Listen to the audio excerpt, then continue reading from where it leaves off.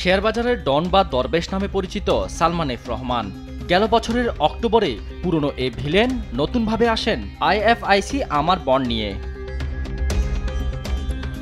গাজীপুরের শ্রীপুর টাউনশিপ নামে একটি প্রকল্প দেখিয়ে বন্ড ছাড়েন সালমান।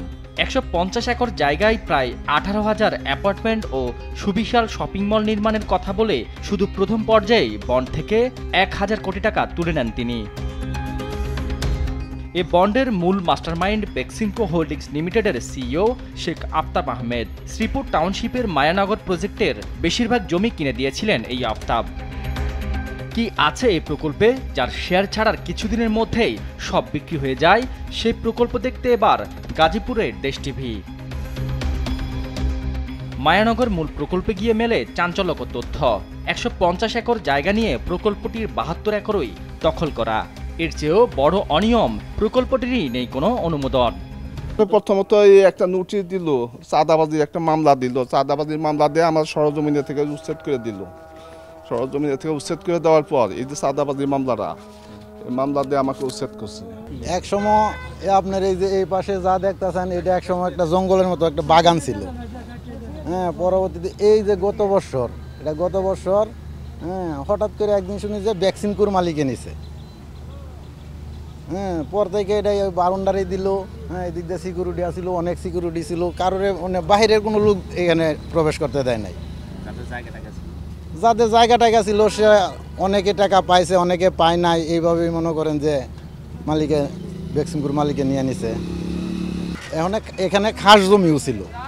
খাস জমি ছিল, খাস দখল নিছে। আর জায়গা মনে করেন যে কিনা সম্পত্তি ছিল, ওদের কাছ থেকে কিনে নিছে। এইভাবেই প্রকল্পটা এখানে এই সাইডে ওই যে আপনার ওই যে গেট দেখতেছেন, ওই গেট থেকে ওই পর্যন্ত এটা অনেক দিন থেকেই। এটা মোটামুটি ৪-৫ বছর হয়েছে। কিন্তু এই অংশটা নিছে গত বছর, মানে এই যে নির্বাচন গেল না, নির্বাচনের পরে। অনুমোদনহীন এই প্রকল্পের কথা বলেই কয়েক কোটি টাকা নিজের পকেটে পুরেছিলেন এই আফতাব।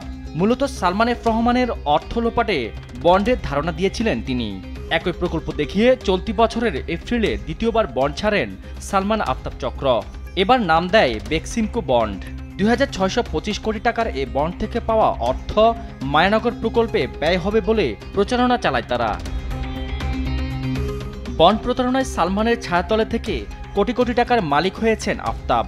আইপিএসএসএল নামে একটি গাড়ি ভাড়া প্রতিষ্ঠানের কর্মচারী থেকে এখন কয়েক কোটি টাকার মালিক। গুলশান ও উত্তরাতে ২টি ফ্ল্যাট, বিলাসবহুল গাড়ি শহর, দুবাইতে সম্পদ গড়ার অভিযোগও আফতাবের বিরুদ্ধে।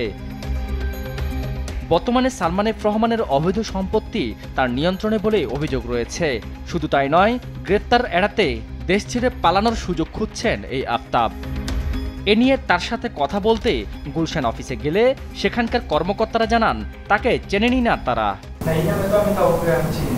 মূলত গা ঢাকা দিতেই কর্মচারীদের এই নির্দেশনা দিয়েছেন শেখ আফতাব। তার সঙ্গে মুঠোফোনে যোগাযোগের চেষ্টা করা হলেও পাওয়া যায়নি। এদিকে সালমান এফ রহমানের সম্পত্তি ভোগ দখল করতে বেক্সিমকো হোল্ডিংসের বেশ কয়েকজন কর্মকর্তাকে চাকরিচ্যুত করার অভিযোগও আছে সিইও আফতাবের বিরুদ্ধে।